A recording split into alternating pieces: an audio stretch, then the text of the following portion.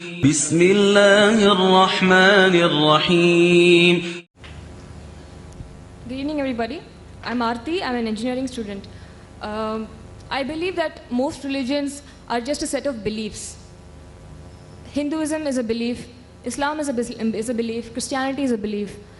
And most major religions like the Islam or the Hinduism or the Christianity have been formed through ages. They have come past through a lot of ages. So there can be a lot of additions and subtractions which can add value to the religion and which can also cause some kind of demolition to the name of the religion itself. So my question is, why do we have to stick on to few religious books like the Quran or the Vedas to follow a life of our own? Why can't we just take the rights, the positives and the negatives and leave the negatives alone and take the positives of the Quran and take the positives of the Vedas alone and lead a life of good? And no matter what, for example, no matter what the Vedas say or no matter what the Quran says, I believe that a man should have a single wife. And I would definitely not agree upon the fact that the Vedas contain something like that or the Quran contains something like that. It is up to my conscience to leave off the negatives of however great a religious book might be and take the positives of the book alone. And why are we here to even discuss about why are we here to even discuss about the differences and similarities between the two great religions? Why can't we just take the positives of both religions and just lead a life of our own? That's my question. Sisters asked a very good question. A very good question, a very relevant question. That why should we follow religion? Why Hinduism, why Islam, why Christianity? Why not follow the good things of all? And that's it. Finish. Who will decide what is good, what is bad?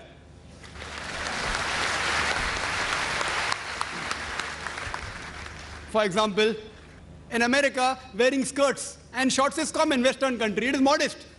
So for there, wearing skirts and shorts is modest. If you wear in Chennai, if a girl walks on the streets with shorts and skirts, you will call it immodest, including you, sister. Even you will say she is immodest. So what is modest in America is not modest here. When I went to America a few years back, there was a person who told me that you Indian women, you are immodest. I was shocked. Why? How come Indian women are modest? Because when you wear the sari, you show your belly. So for the American, the woman showing the belly is immodest.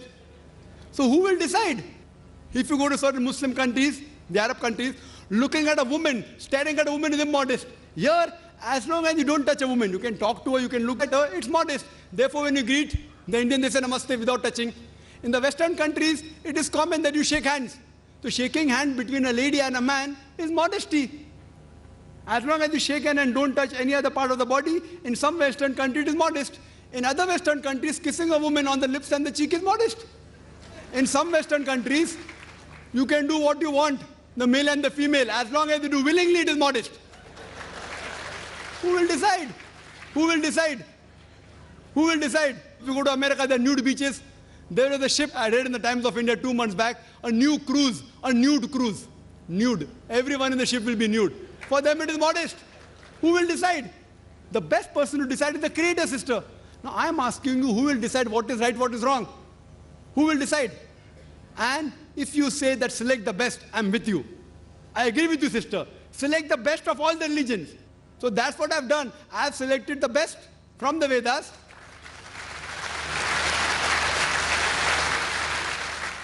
But what is best is not best for you. That's the problem. I'll discuss that also. I challenge any human being to point out a single principle of Islam which is against humanity as a whole. Single.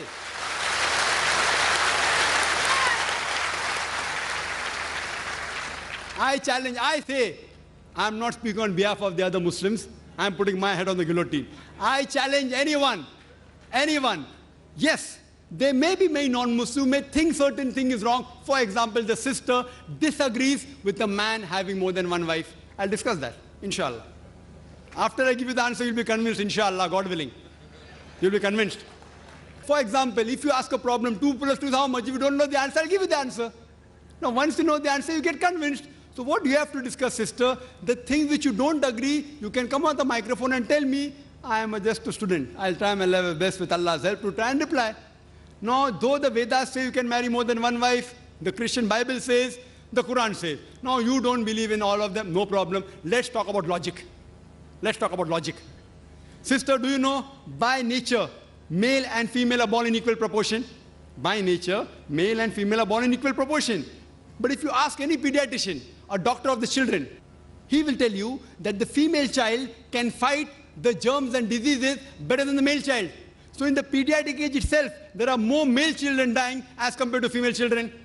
So in pediatric age itself, there are more females than the males. As life goes on, there's death due to cigarette smoking, death due to alcoholism, death due to accident, death due to war. More male are dying as compared to female. So today in the world, there are millions of women more in the world as compared to male. Only in some countries, third world countries like India, the female population is less than the male population. You know why? Because of female infanticide. According to a BBC report, according to Emily Buchanan on the program Let Her Die, the topic was assignment. Every day, more than 3,000 fetuses are being aborted in India after they identified that they're females. That means more than 1 million fetuses are being aborted in India every year after they identified they're females. If you stop this evil practice, and according to Tamil Nadu government hospital report, this state of yours, that report says out of 10 female born alive, 4 are put to death. Do you say it is right? It is wrong.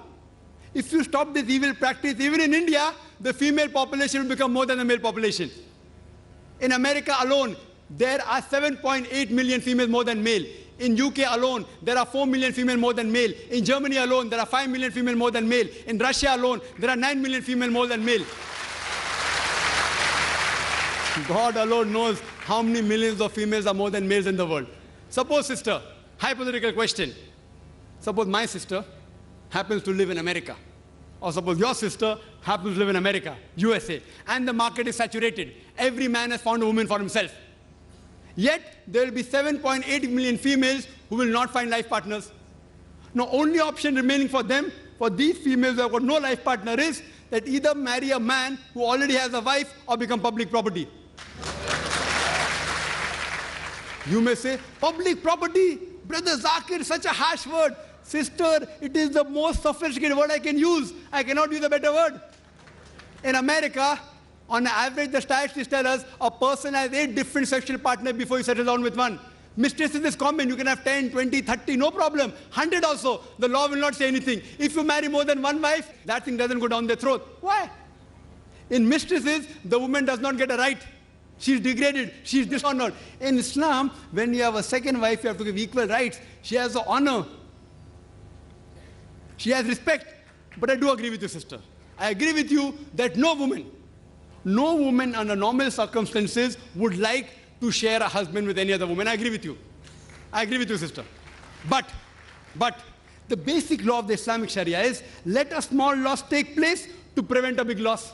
Means let a small loss take place to prevent a big loss. So all the Muslim women who know that there are millions of women, if they would not allow their husband to have more than one wife, they will become public property. They say, we would not mind sharing a husband to prevent our other sisters to become public property.